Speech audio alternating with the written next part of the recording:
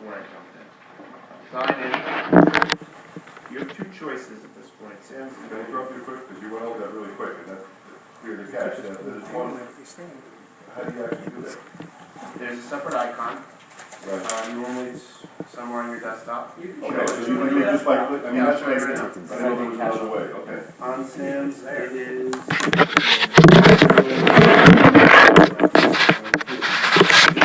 And you click. Okay. Just click and then wait a minute. My computer's kind of slow, so it takes a little bit longer. You can, do it that way.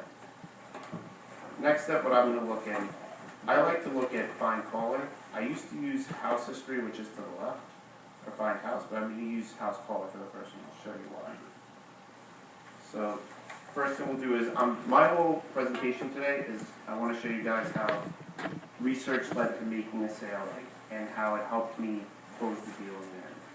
So the first one we're going to look at is a customer that I sold back in the beginning of December in Franklin Square.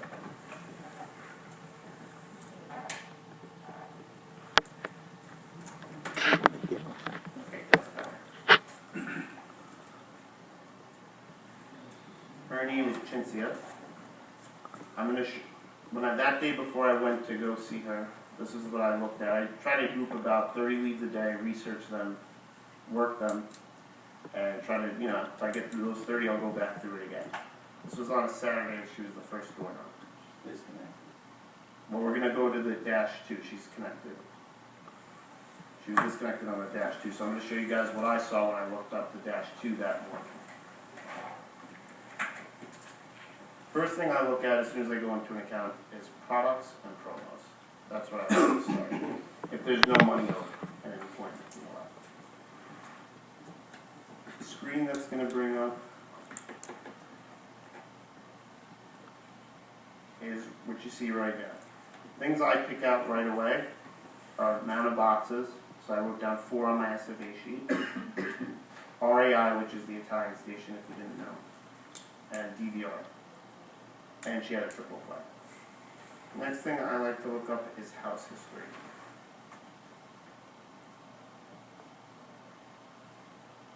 Now, on her house history, I don't recall seeing anything that was that important on this particular one, but I just want to go over what the house history entails.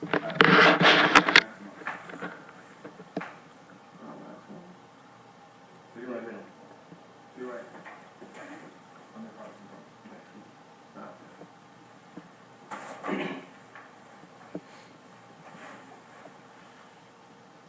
Things you can do through this. Now, to cut back on time, you really want to focus on, instead of dragging through all this information and going all the way through, I like to click up top, hit inbound contact, search now. Now, a customer is leaving for the most part, like right away, the first thing we see. She said she's going to Fios on the way out in 2011. She's going to be paying $130, gets 2 free boxes, cool promos, declined our triple play. When I got to the door that day, I asked her, the same person, she replied yes. I asked her, I know when you left us, you said Fios was $130. Or at least that's what they told you. Was that true? First was that or not? No, it wasn't true. It ended up being a lot more expensive than we factored in the taxes. And she said, just out of curiosity, I didn't know that's what I said. So I looked at it,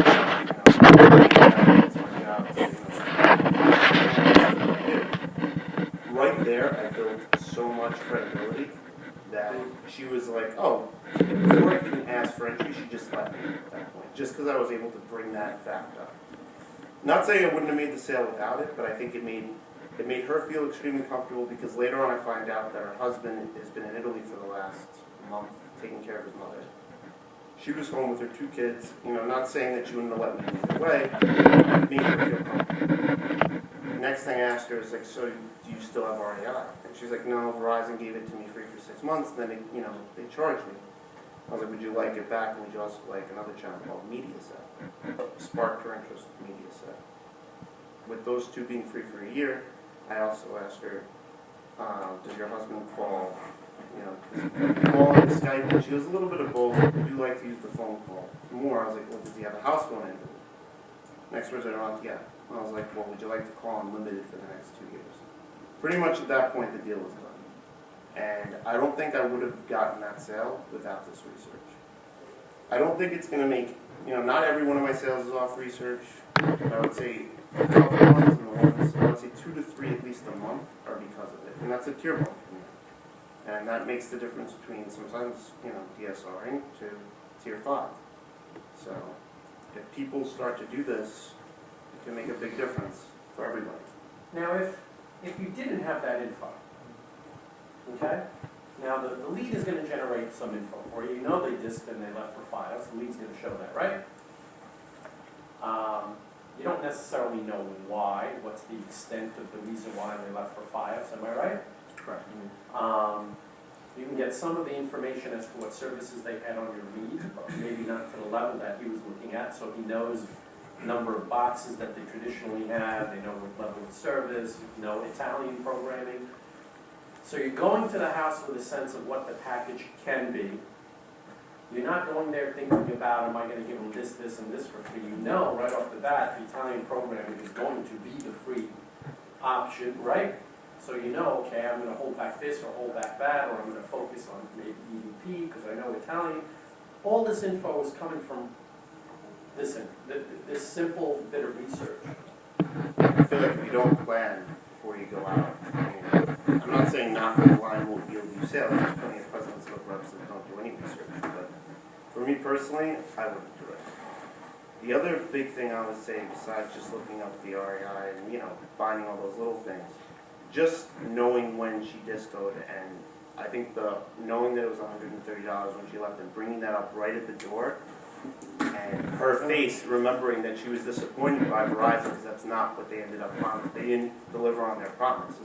So she felt hurt right away. And it was almost like she was like, wow. And it kind of blew her away right away, and she let me right in. So that's the biggest thing, I think, getting entry on a person like this. She might not have given me entry if, just go, hey, I'm from Optimum. She might have just, like, you know what, no thank you, slammed the door. Bye.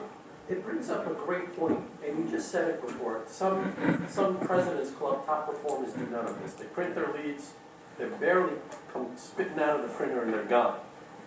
And they do exceptionally well. But what's from not a mutant being like a top President's Club person, a normal account exec, what's the difference when it comes to this particular home? What do they have that maybe you nor I don't necessarily have or have fully?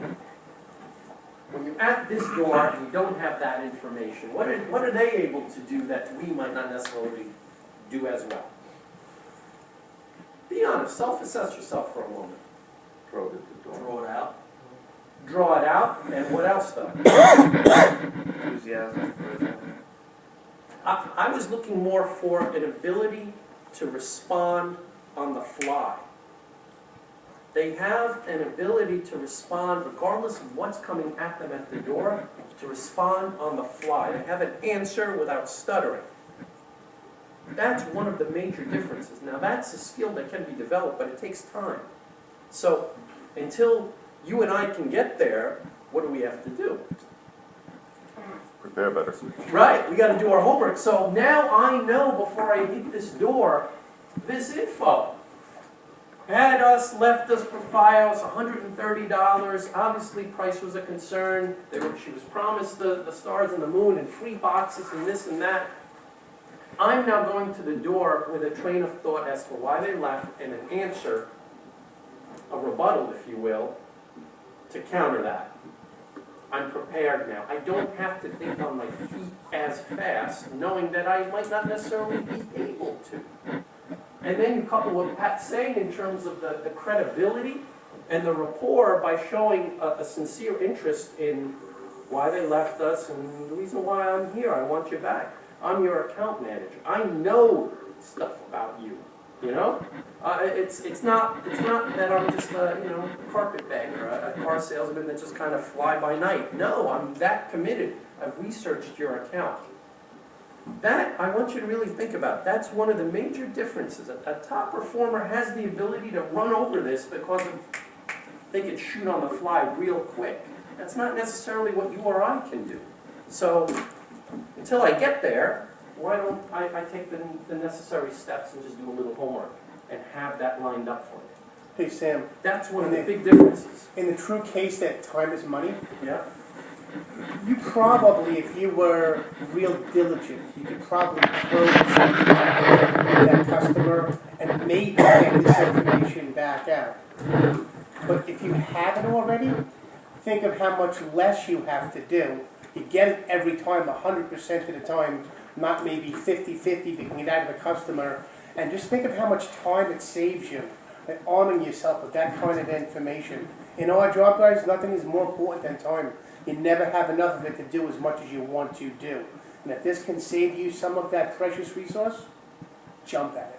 Building on what Tommy Excellent. said, this sale went down in less than 25 minutes. I kid you, maybe one of the fastest sales I ever wrote up because of what you're saying. I didn't have to probe as much, I didn't have to find out that much. I kind of knew what she wanted, and it worked out. This ended up being the first sale of the month for me at that time, and she gave me a referral, which ended up being the last sale of the month as well.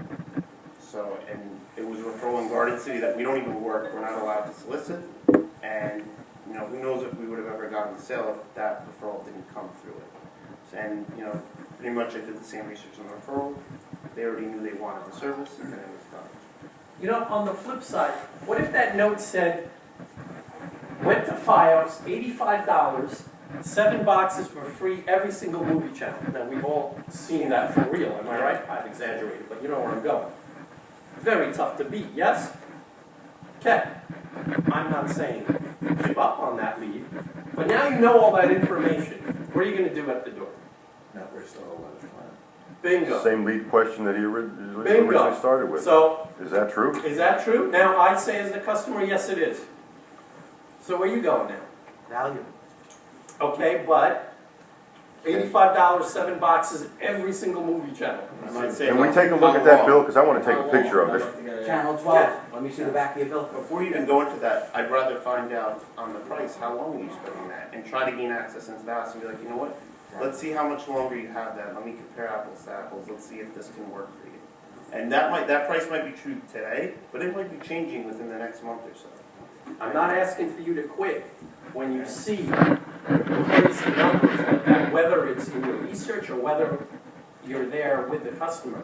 But what I'm asking you to do is to get off the pot, gather the information, and validate whether spending 2.5 hours presenting only to discover at the end that you can't move them on the value proposition because it really is $85, 7 boxes in every single movie channel. Move! 299 more doors to go.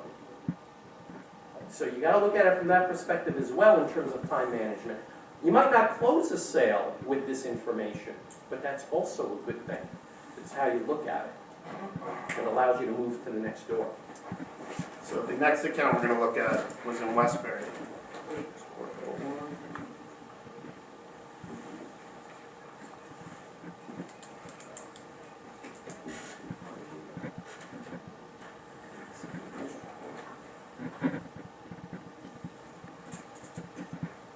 So Mr. Butler, I had to come back to this guy about 3 times before I closed him. He was elderly, he was kind of pushing me off every time I tried to, get entry into the house. Research at this point really didn't help me get in, but it helped me solidify the installation. And this is what I want to show you. The products and promos didn't really show me much as far as like what he had before. He was an old-time customer by analog. What I found with this guy is, at one point when we were trying to disconnect him at the end, I found out that his tap is at a different access point. That's what I'm going to try to show you guys right now. This tap is at a different access point. Like it wasn't in the background. It was an easement. How did you come across that, or did you specifically I'm look finding for it to it? you right now. If you click maximize. Have to dig really deep. We had the right to like go on his property. The problem was the person, wherever the pole was, it was a locked gate. And tech couldn't get in the last time. Actually, I think it was for an installation. Oh, okay. So, here it is right here. No access to the tap. Locked gate. Couldn't get into it. So So I asked the customer after everything's done with the presentation, I go, and this was written on my SFA. I asked him,